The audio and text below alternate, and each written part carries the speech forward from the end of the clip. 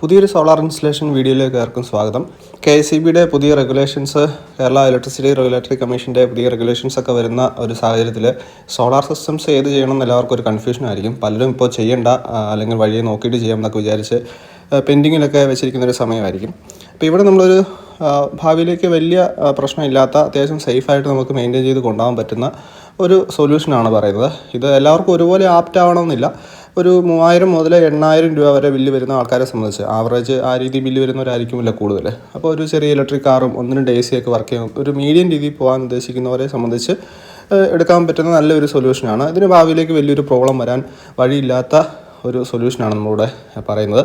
ഒന്നുകൂടെ പറയുകയാണ്, എല്ലാവർക്കും ഒരുപോലെ ഫീസിബിൾ ആവണമെന്നില്ല. എങ്കിലും ഒരു കാണുന്ന ഒരു 50 to 80% ആൾക്കാർക്കും ഇത് ആപ്റ്റായിരിക്കും. അപ്പോൾ ഇതിൻ്റെ ഒരു ഡീറ്റെയിലിങ്ങിലേക്കാണ് ഇന്നത്തെ വീഡിയോ പോകുന്നത്. ഇവിടെ തന്നെ നമ്മൾ 3 kVA കപ്പാസിറ്റി ഉള്ള ഒരു ഓഫ് ഗ്രിഡ് സിസ്റ്റം വെച്ചിട്ടുണ്ട്. Hi hello friends, JK solar സൊല്യൂഷൻസിന്റെ മറ്റൊരു പുതിയ വീഡിയോയിലേക്ക് എല്ലാവർക്കും സ്വാഗതം. ഞാൻ ജിബിൻ. ഇന്ന് നമ്മൾ നോൺ സബ്സിഡി സ്കീമിൽ ചെയ്തിരിക്കുന്ന ഒരു 3.5 കിലോവാട്ട് ഓൺ ഗ്രിഡ് സിസ്റ്റം ആണ് പരിചയപ്പെടുന്നത്.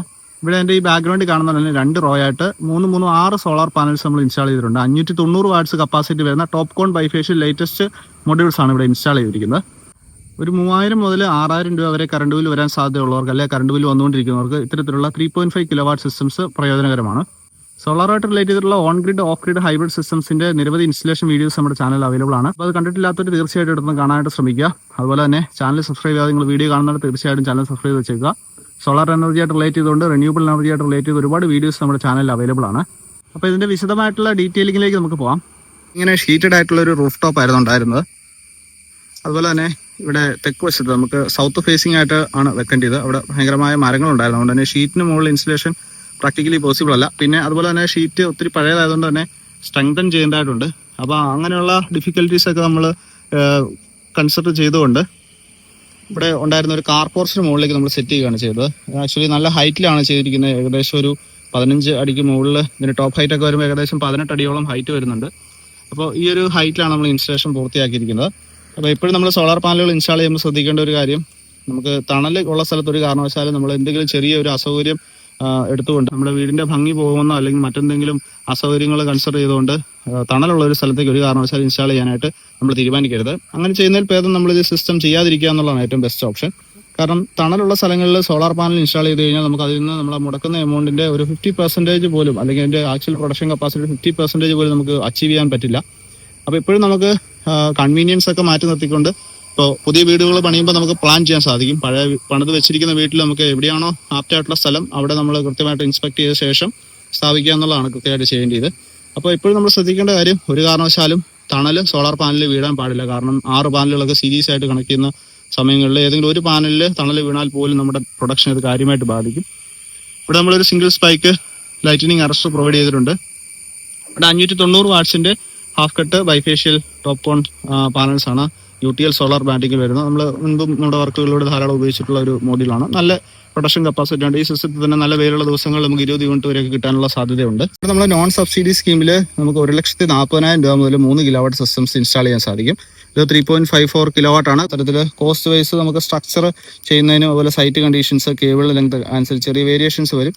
ഇപ്പോൾ നമുക്ക് on grid systems non DCR panels ഉപയോഗിച്ച് അല്പം കൂടി പ്രീമിയം പാനൽസ്, അതുപോലെ തന്നെ ഇഷ്ടമുള്ള ലേറ്റസ്റ്റ് പ്രൊഡക്റ്റുകളൊക്കെ ഉപയോഗിച്ച് നമുക്ക് നല്ല രീതിയിൽ ഇൻസ്റ്റലേഷൻ ഒരു ഫ്ലാറ്റ് റൂഫിലൊക്കെ 1,40,000 രൂപ മുതലൊക്കെ പൂർത്തിയാക്കാവുന്നതാണ്. 3 കിലോവാട്ട് ഓൺ ഗ്രിഡ് സിസ്റ്റമാണ് കാണുന്നത്. ഇതിൽ ഈസ്റ്റ്മാൻ സോളാർ ബ്രാൻഡിങ്ങിൽ വരുന്ന 3 കിലോവാട്ട് ഓൺ ഗ്രിഡ് ഇൻവെർട്ടർ ആണ്. ഇതിൽ നമുക്ക് ഏകദേശം 4200 വാട്ട്സ് വരെ സോളാർ പാനൽസ് കണക്ട് ചെയ്യാനുള്ള കപ്പാസിറ്റി ഉണ്ട്. അതുപോലെ 10 വർഷം ഫ്രീ ഓൺ സൈറ്റ് സർവീസ് വാറണ്ടിയാണ് കമ്പനിന് പ്രൊവൈഡ് ചെയ്യുന്നത്. ഇപ്പോൾ ലേറ്റസ്റ്റ് ആയിട്ട് വരുന്ന ടോപ്പ് കോൺ ബൈഫേഷ്യൽ പാനൽസ് ഒക്കെ കണക്ട് ചെയ്യാൻ പറ്റും. അതായത് 20 ആംപിയർ വരെയൊക്കെ പാനൽ സപ്പോർട്ട് ഇതിലുണ്ട്. സിംഗിൾ സ്ട്രിങ് ആണ് വരുന്നത്.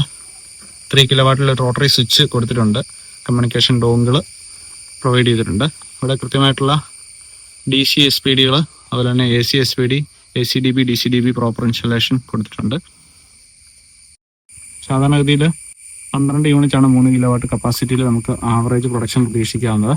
ഇവിടെ നമ്മൾ 3500 വാട്ട്സ് സംതിങ് പാനൽ കൊടുത്തിട്ടുള്ളതുകൊണ്ട് തന്നെ നമുക്കൊരു 16 മുതൽ 18 യൂണിറ്റ് വരെയൊക്കെ ആവറേജ് പ്രൊഡക്ഷൻ പ്രതീക്ഷിക്കാവുന്നതാണ് നല്ല വെയിലുള്ള ദിവസങ്ങളിൽ.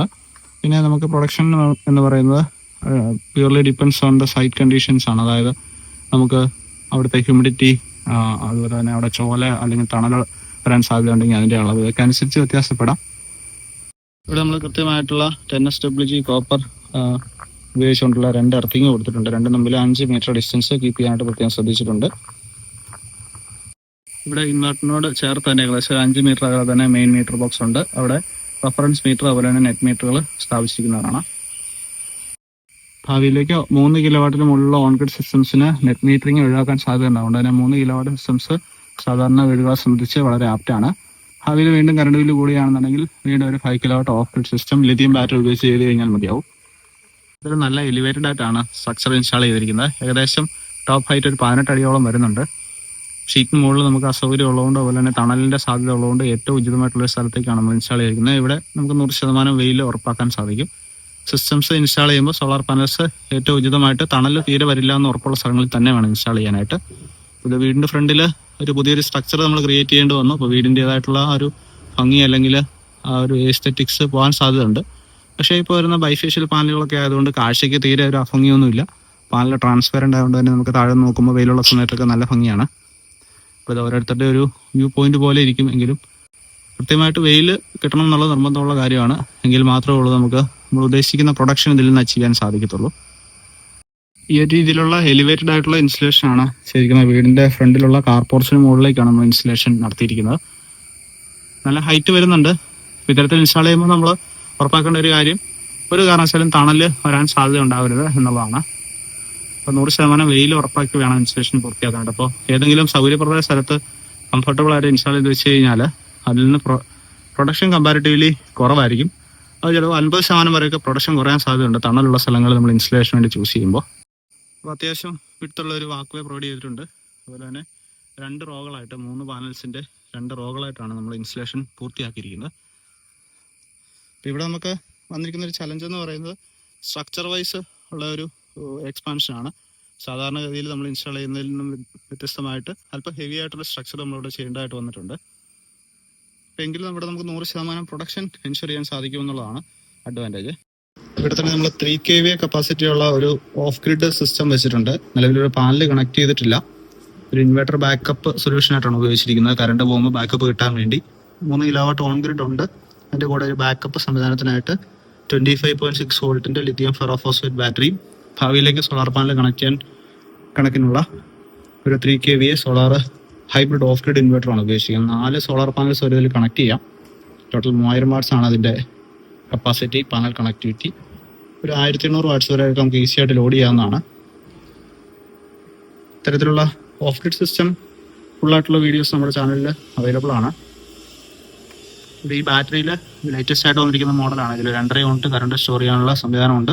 സാധാരണ വീടുകളിൽ ഒരു 3 kilowatt on grid system plus ഇത്തരത്തിലുള്ള ഒരു ബാക്കപ്പ് സൊല്യൂഷനോടെ ചെയ്ത് കഴിഞ്ഞാൽ ഇതിലേക്ക് 2 പാനലൂടെ കൊടുത്താൽ വളരെ കൃത്യമായിട്ട് വർക്ക് ചെയ്യും. നിലവിലൂടെ നമ്മൾ പാനൽ കണക്ട് ചെയ്തിട്ടില്ല. ഭാവിയിലേക്ക് പാനൽ കണക്ട് ചെയ്യാവുന്ന രീതിയിലാണ് സെറ്റ് ചെയ്തിരിക്കുന്നത്.